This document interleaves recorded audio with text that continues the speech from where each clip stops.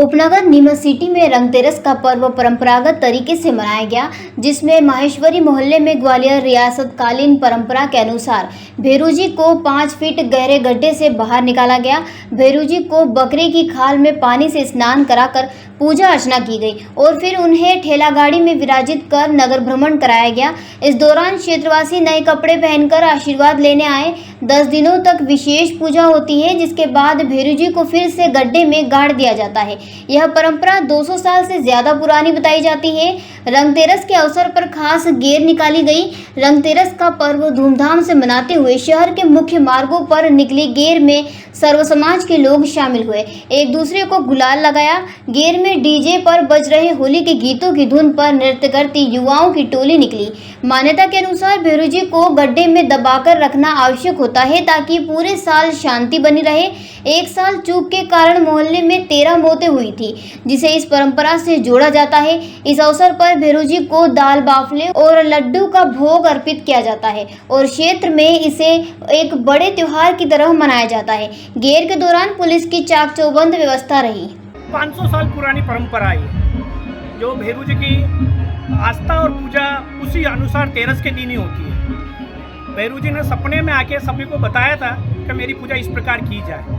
उसी परंपरा से शुरू से पूजा चल रही है और बरसों पुरानी पूजा है जिसमें सभी समाज के लोग गणमान्य लोग इकट्ठे होते हैं और सभी शांतिपूर्ण पूजा करके परमात्मा को भोग लगा के लड्डू बाफला और चूरमा की और फिर सब अपने अपने हिसाब से रंगतेरस का आनंद लेते हैं। आज किस तरह रंगतेरस मनाई जा रही, कहाँ से गेर प्रारंभ हुई, कहाँ तक जाएगी? ये गेर माहेश्वरी मोहल्ले से स्टार्ट होके मीणा मोहल्ला और नया बाजार, मोची मोहल्ला और पिपली चौक और ये अपने क्या नाम पिपली चौक से होते हुए वापस माहेश्वरी मोहल्ला और मीणा मोहल्ला होते हुए ये समाप्त होती। जो माहेश्वरी मोहल्ले के अंदर कड़ाव रखे गए हैं, पानी के और टैंकर लगाए गए हैं, उसमें फौरे द्वारा और फायर ब्रिगेड द्वारा आज पानी की बौछार की जाएगी और होली खिलाई जाएगी सबको। आज तेरस के अवसर पर मैं सभी जनों को हार्दिक मंगलमय शुभकामना माहेश्वरी मोहल्ले की ओर से देता हूँ।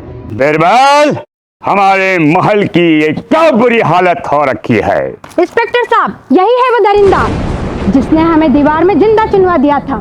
गिरफ्तार कर लीजिए इन्हें। अनार करे तुम को तो मैंने जिंदा दीवार में चुनवा दिया था, तुम बाहर कैसे आई?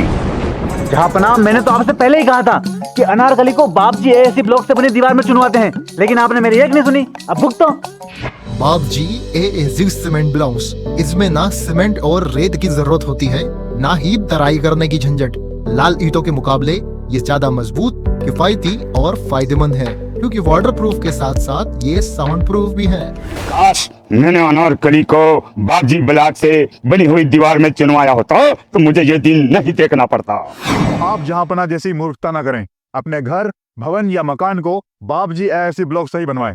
बाप जी एएससी ब्लॉक्स, स्टील से मजबूती।